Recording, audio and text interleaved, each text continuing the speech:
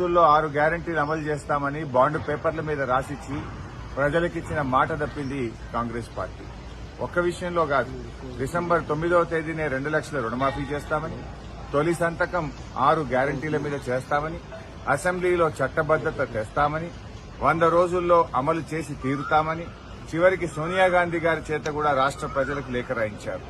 కానీ ఈరోజు మాట తప్పినటువంటి కాంగ్రెస్ ప్రభుత్వం మళ్లీ పార్లమెంట్ ఎన్నికల్లో ప్రజల్ని మోసం చేయడానికి ఇంకేమీ లేక ఈ రోజు దేవుణ్ణి కూడా వాడుకుంటున్నటువంటి పరిస్థితి ఉన్నది.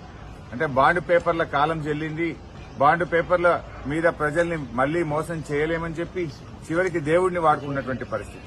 అందుకే ఈ రోజు నేను ఒకటే సవాల్ చేస్తా ఉన్నాను, మీరు దేవుడి మీద ప్రమాణం కాదు, నిజంగా మీరు ఆగస్టు 15వ తేదీలోగా 2 లక్షల రుణమాఫీ, ప్రజలకిచ్చిన ప్రకారంగా 6 గ్యారంటీలు, 13 హామీలను మీరు బాండ్ పేపర్ల మీద రాసిచ్చారు.